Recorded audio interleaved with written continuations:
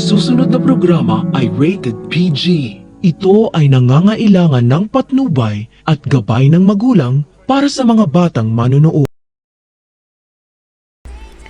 Dahil sa tulong ng mga koneksyon ni Don Pepe, nadiskubre niya ang pinakatago-tagong sikreto ni Lander Soler na puppet lang pala siya ni Moira na kunyari binili ang Apex.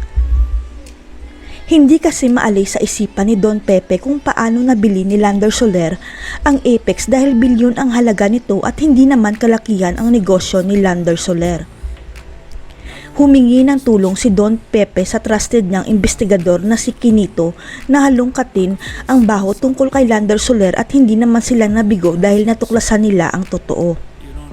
Marami palang kinakaharap na kaso si Lander Soler sa ibang tao at sa gobyerno at ang pinakamatindi sa lahat, 15 million lang ang net worth ni Lander pero nabili pa niya ang Apex.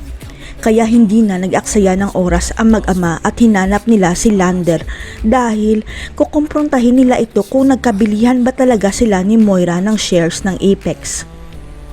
Hanggang sa ma-corner na mag-ama si Lander at wala na siyang choice kundi aminin sa kanila na hindi totoong binili niya ang shares ng Apex dahil puppet lang siya ni Moira. Palabas lang pala ang lahat ni Moira at peke lang ang papeles na ipinakita ni Moira sa pamilya Tanyag na si Lander Soler ang nakabili ng Apex shares ni Obeng sa kanya. Kaya nang mapaamin ni Don Pepe si Lander na peke lang ang pagbili ng Apex, dali-dali silang tumungo sa Apex para palayasin si Moira sa ospital nila dahil bistado na siya. Gumuho ang mundo ni Moira nang sabihin ni Lolo Pepe na kumanta na si Lander Soler at inilaglag siya kaya ang tanging magagawa na lamang ni Moira ang magmakaawa. Hindi makakapayag si Moira na paalisin na lang siya basta sa ospital na pinatayo ng lolo at daddy niya kaya gagawin niya ang lahat huwag lang siya paalisin sa Apex. Kaya pumayag si Giselle na huwag na lang paalisin si Moira sa Apex sa isang kondisyon. Yun ay magtrabaho si Moira sa ospital pero hindi sa opisina kundi sa maintenance. Abot langit ang kasiyahan ng pamilya Tanyag lalo na si Doc RJ dahil nabawi na nila kay Moira ang Apex Hospital kaya maiiwanan na siyang legacy sa dalawa niyang anak. Ang hindi alam ni Doc RJ may duda si Don Pepe at Giselle sa katauhan ni Zoe dahil malakas ang kutob nila na hindi nila totoong kadugo si Zoe kundi si Annalyn lang. Hindi naman makakapayag si Lolo Pepe na pamanahan ang hindi niya kadugo kaya para makasigurado siya ipapa-DNA test niya si Zoe kung totoong anak siya ni Obeng.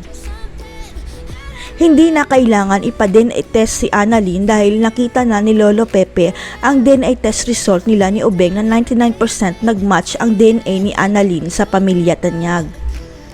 Kaya ipinatawag ni Don Pepe si Quinito para paimbestigahan ang pagkatao ni Zoe at sikretong ipa-DNA test ang anak ni Moira kung totoong may dugo siyang Tanyag. Pakiramdam kasi ni Lolo Pepe na hindi na siya magtatagal pa sa mundo dahil naayos na niya ang buhay ng kanyang mga anak at aayusin rin niya ang buhay ng mga apo niya. Kaya lang biglang gumuho ang mundo ni Don Pepe nang sabihin sa kanya ni Quinito na hindi nagmatch ang DNA ni Zoe sa pamilya Tanyag, ibig sabihin hindi nila siya kadugo. Mapapalayas rin kaya si Zoe sa Apex dahil bistado na ni Lolo Pepe na hindi siya Tanyag. Tatanggapin kaya ni Moira ang alok ni Giselle na maging maintenance ng Apex? Abangan.